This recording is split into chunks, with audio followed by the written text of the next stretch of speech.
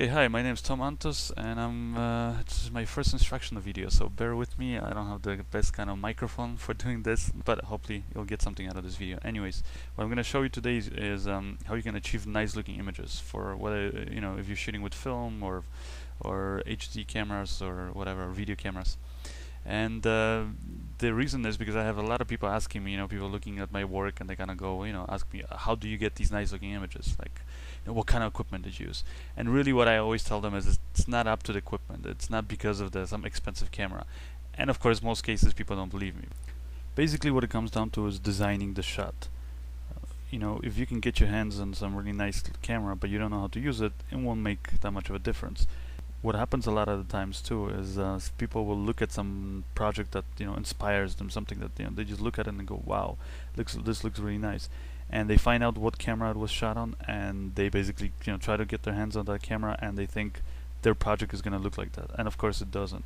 Why? Well, because it's not just the camera, but it comes down to production design, comes down to locations, comes down to things like costumes, comes down to good photography skills, good cinematographer, all these things that make the overall difference in creating a nice image. Here's an example you'll see with Beverley, a really talented actress, as you'll see, maybe not from this video, but from this music video that I did recently with Christopher Charles. She's also a talented songwriter. Just throwing it out there, and thank you, Beverley, by the way. Basically, I'm doing like a little. It's not a scene for any kind of project. I'm kind of doing this just to illustrate my point. And this example is actually shot on the Red camera with Nikon lenses. But if you look at this shot right now, it's kind of flat looking, right? It's kind of boring, and the reason is because I did what most people would do. Let's say we're shooting a scene where somebody is talking on a cell phone to their friend or something, maybe pacing back and forth in front of their house. They're nervous, waiting for some important news. Well, what a lot of people do is they don't even think about what house we're gonna shoot at or whatever. They just kind of go whatever the location they have available, and they just kind of shoot it there. And they spend all their money on the camera, some expensive piece of camera. Then it turns out that the shot doesn't look nice.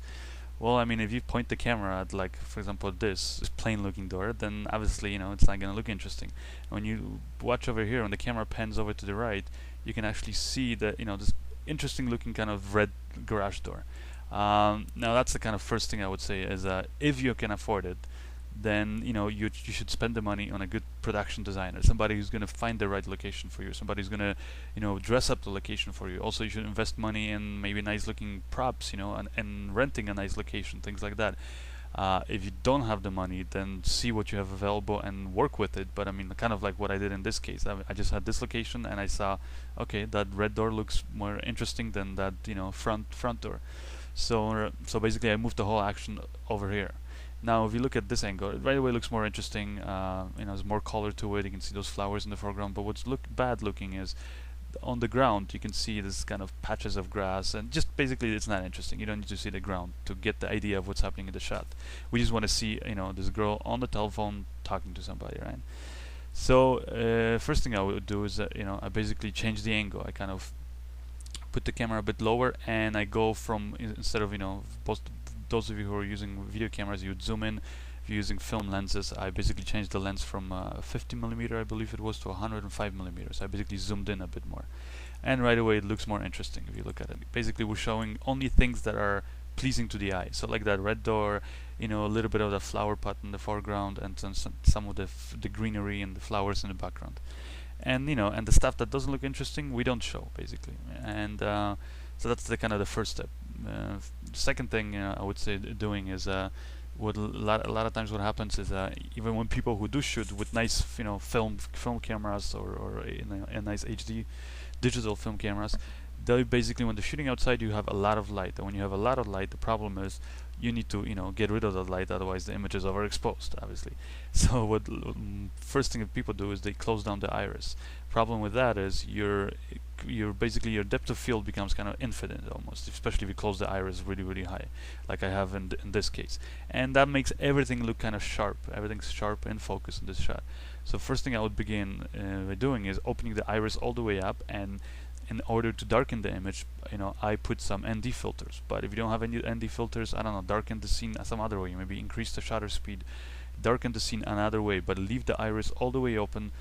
That way the depth of field is very narrow, and now as you can see, only Beverly is nicely in focus, and the flower pot in the foreground and in the background is out of focus. Right away, just makes it look more interesting, makes the shot look more kind of, adds some dimension to it. That makes it look basically more 3D. Next thing you can do is I basically decided that the red shirt that she was wearing, it kind of blends in too much with the door, and I told her, okay, let's change the shirt. What the actors are wearing, and also the makeup up here. Beverly put on some makeup, and it just right away it looks a bit better.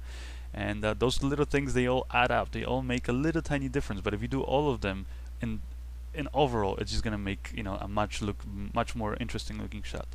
So that's the next step. Still, when you look at it, it's a decent looking shot.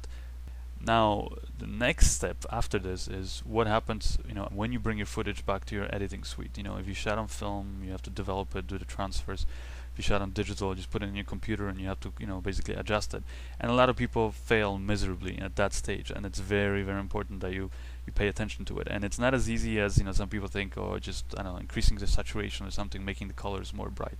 Color correction is there's some people basically who are really good at it, and I would say if you know those kind of people, hire them. It's worth the money. Some really good colorists, they'll basically add life to your image.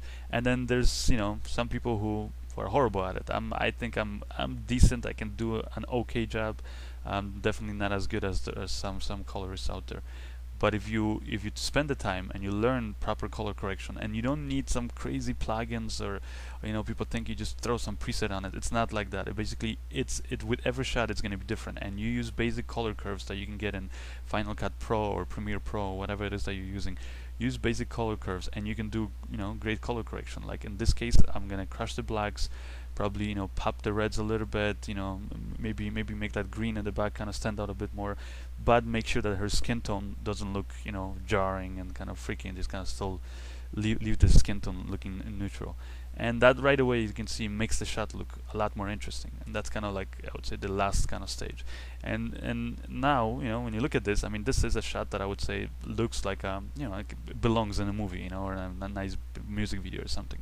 And as you can see, I don't really spend a lot of money on it. And if you compare this to the beginning, you can see the big difference. The clothing, the location is just not good. The angle's horrible. And there's no color correction, right? So you can see the big difference in the beginning and then the after shot. And again, the last thing I want to illustrate to all of you guys is that you can achieve great looking results even if you can afford to to get the red camera. Let's say you can only get a little DV camera or something. Well, here I basically shot this exact same scenario using the Canon XH-A1. It's basically a basic camera that people use out there for wedding videos and that kind of thing. But again, because that camera uses video lenses, the depth of field is not as narrow. I kind of moved the camera back, zoomed in a bit more, opened the iris all the way up to kind of maximize or minimize in this case the depth of field. So to throw the background a little bit out of focus. Picked again a nice looking angle, and then added some color correction, and it looks right away. It looks like a nice presentable shot, especially if you compare the beginning, which was again shot on the same Canon XH-A1. It looks just as crappy as the shot, as the same shot that we shot on the red camera. And that's kind of, I guess, it. And next tutorial I'll try to show you guys maybe how you can make the interior shots look better, how using lighting and things like that. But for the exterior, I would say this pretty much covers it. Alright, hope you enjoyed it, and I hope you learned something, and good luck out there shooting. Bye.